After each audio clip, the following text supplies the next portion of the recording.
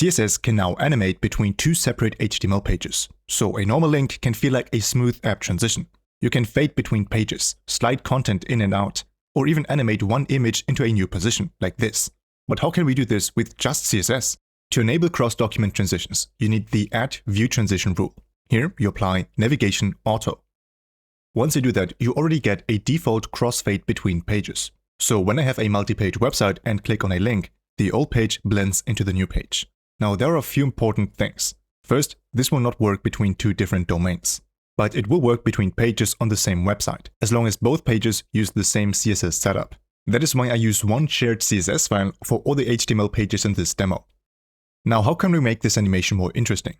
First, you need to learn about a few pseudo elements. The view transition group is the shared wrapper around the page transition. Here, we use the root parameter because we want to address the entire page. Later, I will show you how we can use a different name here to animate only specific parts of the website, not the entire website. In here, we can change the animation duration to 1 second, for example, to make the default blend slower. So now the browser still uses the same default transition, but it takes longer. But what if you want a more complex view transition? In that case, you can describe your animation like any other keyframes animation.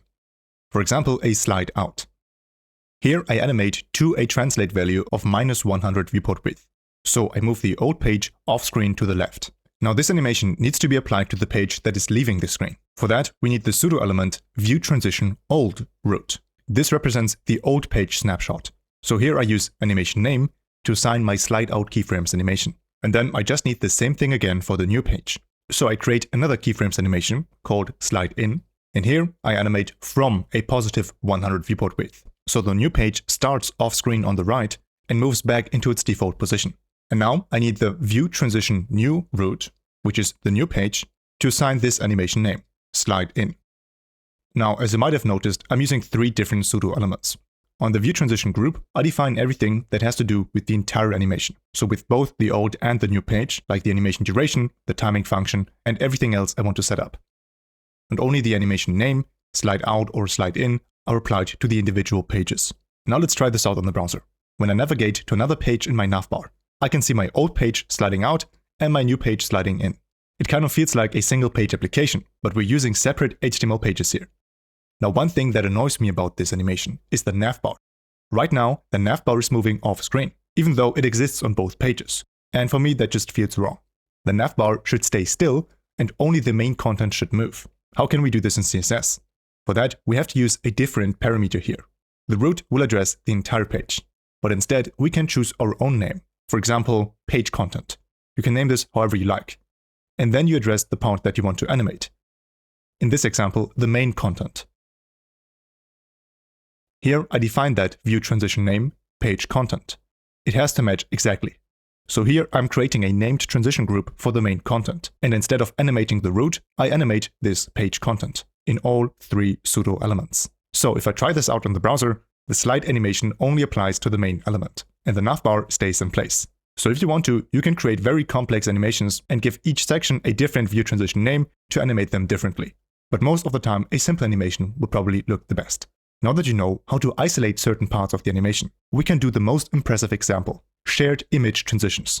How do we transition an element that exists on both pages?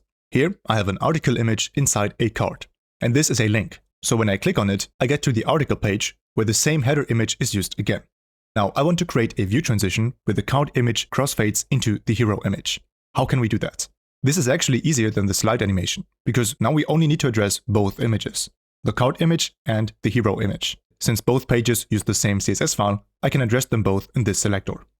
And then both of them get the same view transition name, article image. Now the browser creates a separate transition group for this image. It compares the old position and size with the new position and size of the image, and then animates between those 2 visual states. But since this animation looks kind of messy right now, we can comment out the sliding transitions we defined earlier, so we don't have too many things happening at the same time. Now only the article image transition will happen in the browser. If I click on the card, the image expands into the article header. Now before you start using this feature in your own projects, here are a few concerns.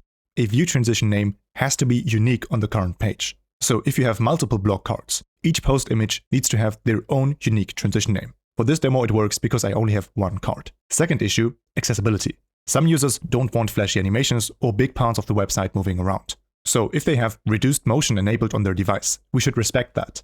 That is why I would put the whole view transition setup inside this media query. Prefers reduced motion? No preference. Only if the user has not requested reduced motion, we apply these transitions. Third problem, browser support. Cross-document view transitions currently work in Chrome, Edge, and Safari, not in Firefox. And during development, you can have some problems with the live server or weird glitches happening in Chrome. That is why I used Microsoft Edge in this video. But still, I would treat this as a progressive enhancement. If a browser doesn't support it, the page will simply navigate normally without a transition. So it's a nice to have feature. Now, if you like the way I teach on this channel, you might learn a lot from my courses on Udemy. You can check them out in the description. And if you want to learn another cool concept, watch this video right here. My name is Fabian, and this was Coding to Go.